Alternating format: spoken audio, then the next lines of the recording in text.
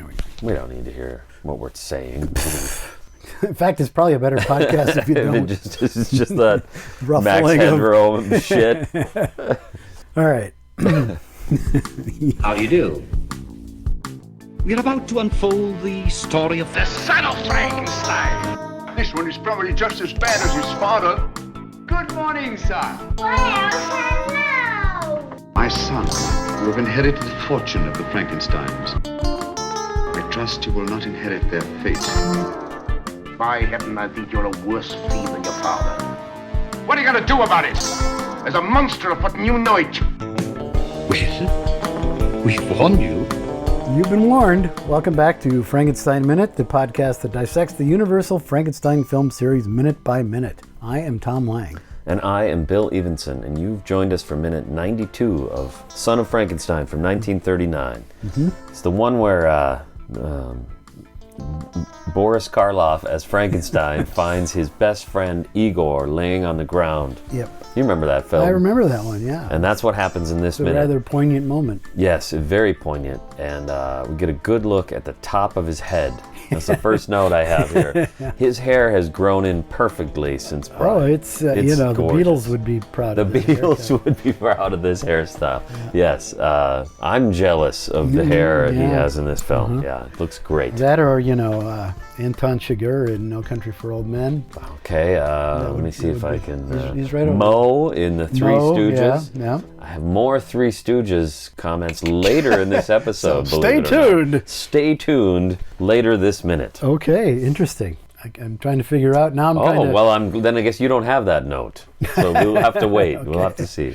Yeah. Frankenstein definitely behaves like a child here. He's rocking back and forth. He's not able to process what's happening. Yeah, he doesn't quite understand what's happened. Yeah. Until he reaches down and... Actually, I was going to say before he does that, he makes this little ha sound, like he's touching something that's burning or something. It's very... This is heartbreaking shit. Yeah, this is Karloff at his best. Well, not at his best, but at the top of his game still. Yeah, absolutely. I think at his best is still 1931 for this role, but... Yeah, that's true.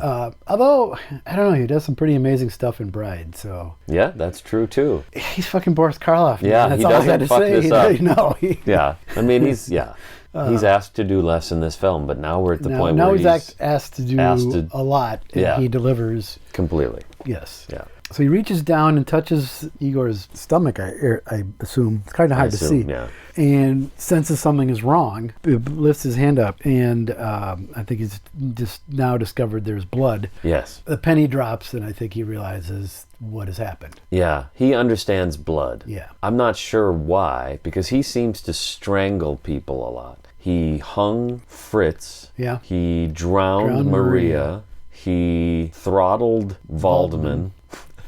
He's not big into the blood, really. Yeah, I mean, he drowned... He'll clock a guy in the head left and right. In this film, we see him clock... Well, you see him put a guy under the judo chop. He does the judo chop. Yeah. There you go. Yep. He puts a guy under a cart. But he gets blood. Why does he get blood? I guess. I don't know. But it works here. Oh, no, it's a good dramatic moment. It fits within the... Absolutely. Yeah. And it shows the thing we've talked about. The big relationship in this film is Igor and Frankenstein. Only real loving relationship, yeah. Yeah, and this is it right here, big time. Because this is his entire worldview. It seems like there's a codependent relationship going on here. Yeah, I mean, and it's not obviously a healthy relationship. No. He does things for him. Yeah. And now he does things for him no more. He moves no more. And he lets out one hell of an agonized scream. It's so great. So great that it shows up later in the film. Yeah. And then 2 films later is used again. 2 films later is Wolfman. No, okay, 3 films later. Yeah, 3 films later. But I think it's also appeared in a few other... Yeah, I think so, but I can't think of what. I can't think off the top of my head, but I'm sure. Pretty sure I've heard it in something else, like so it's a pretty expensive, Son of Dracula or something. Pretty expensive soundbite that they had. Yeah, they got their money's worth. And it's clearly here, it's not ADR or anything. Oh, no. Very obviously, it's definitely a tortured cry. Mm-hmm. It's beautiful. Yeah, and horrible. he does. Karloff is Karloff. I mean, there's a reason. Yep. Meanwhile, Krog, it almost like it's because descending the stairs, Krog is in Castle Frankenstein. He stops. It's almost as if it's in reaction to the scream, but it's not. My next note. Is it? Okay. Yeah, absolutely. It totally plays like that. Yeah. It's cool that it's like that. Timed that way, but I don't think that's what he's reacting to. He's reacting to Elsa coming out of a door we've never seen before. Yes. So we have no idea what she was doing in there, what room that is. We've never seen this angle. We've never seen that angle before. Yeah. So where this door leads doesn't matter. So Krog has come down the stairs we've seen multiple times. Oh, we've seen these stairs many, many times. And because he's just left Peter's room. Yeah. And yes, he stops short. And she does too, because she's surprised to see him. Surprised to see him, yes. Yeah. Absolutely. She tells, well, first she tells says Amelia to put Peter to bed. Stay with him. Yeah, make sure Peter's, safe, but for fuck's sake, just put him to bed. Yeah, already. get him out of my hair. For God's sake. Immediately. Doesn't she say immediately or something like that? Yeah. Right away? At once. At once. There you go. Get this fucking kid Put to him to sleep bed at once. at once. And Amelia shouts like she's in a play. Yes, madam. Yeah. Well, she's off screen. Good for Yeah, her. I guess. Okay. Yeah, We only had one microphone, so That's right.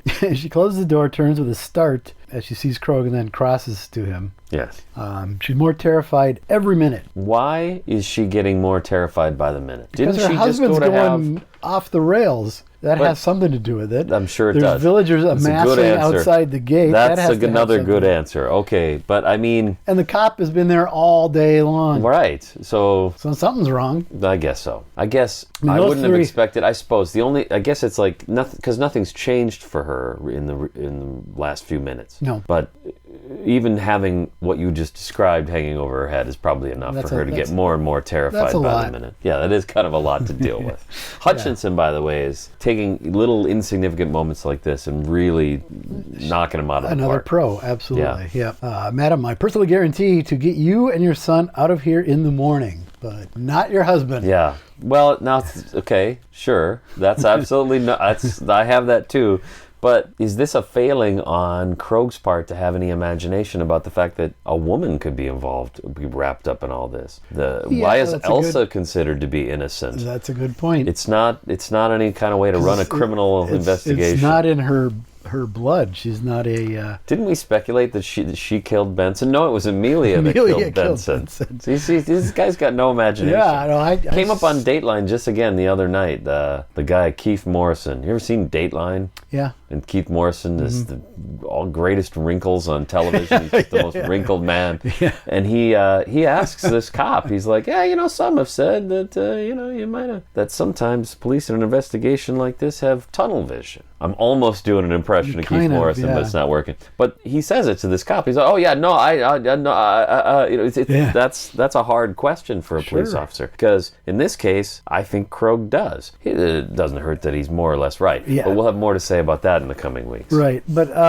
But why does Elsa get off? Why is Peter assumed to be innocent on this? We sent him up with the tray for the baby supper, and we haven't seen him since. So let's just it's my guess that Peter ate him. Let's just be clear about this. Once he found the body, all he has is a body with a watch chain and Peter with a watch. Why is Peter off the hook? Right, exactly. I would think all signs point to Peter at this point. I mean, I think He's we'll have to see how this plays out, but I assume guilty so. as fuck. He might end up in the sulfur pit. That's all I'm saying. Okay. Well, we'll see. She has long since stopped giving Wolf the benefit of the doubt. She now looks to Krog to get her out of this mess. Yes. Wolf is in her path. In fact, is this the last minute with her? God, it might be. I think in terms of having anything to do with the story, she's in the final scene. Is she? She's just standing there. She's just standing there. Okay. But I think this is the last time she has to do any actual acting or participate in the story. Right. Okay. I believe so. Wolf's been a bundle of uncontrollable nerves, so I think that has a lot to do with why she's more and more terrified. Because he's being more and more irrational all the time. Wolf. Yes. Yes. So do you think Krog intentionally leaves Wolf out of the list of people he's going to guarantee safety? Yeah, I think he does. Yeah, I think so. Like, hey, listen. You guys are okay. I'm cool with you. Yeah. But and I think we're on the same page. But then she says, and Wolf. I'm trying to remember exactly how it plays out. It's, I personally guarantee to get you and your son out of here in the morning. And the next thing out of her mouth is, and Wolf. Has been a And then she continues, he's a bundle of uncontrollable nerves. Is he a bundle of, that's exactly what he is. Exactly. She's really nailed She's that got him pegged pretty much. She's got his number. Krog is a great line. I'm going in now to comfort him. Yes. They should cut like right from him saying that to the next scene where he's beating him with his arm. Does Elsa buy this, or does she just say, fuck it, I can't deal with this asshole anymore. I don't care what you're gonna do. Go ahead and beat on him. Yeah, I mean, I think he's saying it for her benefit. Because he pauses before he says comfort. Yeah, comfort him. I'm going to go in now and give him the third degree. I don't think it would sit too well. So I think he's saying it for her benefit. I got a bone to pick with him. Yep. Yeah, wouldn't sell the same. She says thank you, and she does look relieved. So actually, this is like he's really made this choice that Elsa's the innocent, and that she needs to be protected. Even protected from him saying what his true intentions are. He's lying to her and saying he's going to comfort him. Yeah. No intention of doing that. Yeah. As we'll see in the coming weeks, I suspect comforting him is not high on his list of priorities. I don't think so. No, I don't think so. Krog clicks his heels and bows. She exits. She trots upstairs. And then we get a lap dissolve. Nope, just a cut. Just a cut. Like I said, the lap dissolves are going to be few and far between. Yep. Okay. Pretty and what do we cut used to? up our quota. Wolf slamming back a tall, cold one. Yeah, I mean, And I don't know. I can't say I blame him if I were. Just killed a guy, even though the guy was dead, and he's still not dead, probably, but whatever. Basically killed a guy. So nobody that Dr. Berger has pronounced dead stays dead. So let's just do the math here. Before he shot him, he was dead. Right. And after he shot him, I'm pretty sure he's still alive. But that's for another. That's a whole other thing. A whole other film. And I think it's hard to shoot people, I think. Never shot anybody? No. Not even with a BB gun or a pellet gun? No. Yeah, I haven't either. Yeah. I've never actually held a real gun or fired one. I held a real gun, but I have never fired one. Yeah, I don't see any need to, personally. Yeah, for sport. It's for sport. Uh-huh. Yeah, that's what it's for. Uh-huh. Mm-hmm. Do you know, I saw CBS Sunday Morning, a graphic they had. It's now, the 26th of February. There have been 86 mass shootings this year. Yeah, that's a lot. That is insane. We're not even 50. So we've had about 86 days this year. Not even. Well, it's 30. Like 88 or whatever, wouldn't it be? No. You just said it's the 26th of February. So that's 26, right? Oh, what am I saying? Yeah, you're right. We're like we're way short of that. We're like 56 days into the year. Why do I have to do math on this show? Sorry. I was told there'd be no math. Okay. Yes. Well, exactly. And that's just appalling. Yeah. But here we got a guy who shot a guy. And it seems to bother him, at least now. I think that's bothering him, but the whole thing is just spiraling out of his control. Yeah, it's the latest thing. And he's done such a poor job of keeping a lid on this whole thing to begin with. Yeah. To the point now where, there's absolutely no turning back. He's just completely off the rails. He had a plan. He very naively thought that he could pull it off with minimal effort. I tried. I shouldn't say minimal effort. The actual bringing the monster back to life seemed to work out pretty good. Although even there he was like, I can't. Fuck it. I don't know what I'm doing. I don't know how to do it. Nothing I can do. I'm not my daddy. Why didn't Daddy love me? That's what it's all about. Exactly. Well, that's actually true. That's what it's all about. And so now he's reached this point where he's finally seeming to slowly, bit by bit, piece by piece, come to terms with the fact that he has really fucked up in every way. Yeah. And this was a bad idea from the word go. Mm-hmm. Yeah. Come in. Actually, what he says is, come in. And this is my Three Stooges reference. I was going to say, because when he says it almost like a song, and it's similar to how the Three Stooges do their hello, hello, hello. So I googled that to see if I could find a clip or something, and then I saw one that says, it was on YouTube. It's all the times they did that. So they didn't just do it in the intro in the. No, they do it. They do it in. They do it in a bunch of films. Yeah. Hello. Hello. Hello. Hello. So I got sick of watching that, and I noticed below that they go, the running gag where the Three Stooges say, come in, come in, come in. And I click on that, and sure enough... Oh, is that right? Come in. Come in. Come in. dozen times over the years. Really? They go, come in, because somebody knocks. Sure. So there you go. There's my Three Stooges reference. You got to send the link to that because I'll have to use that. Well, oh shoot, that reminds me. I got to do something this week. But yes, I will try to do that and probably fail. Well, I'll hear this as I'm editing, obviously. Oh, that's true. You could find it then. It. That's what it's called. Every time the Three Stooges said, come in. Okay. All right. So that sound of Tom struggling to get his hat on.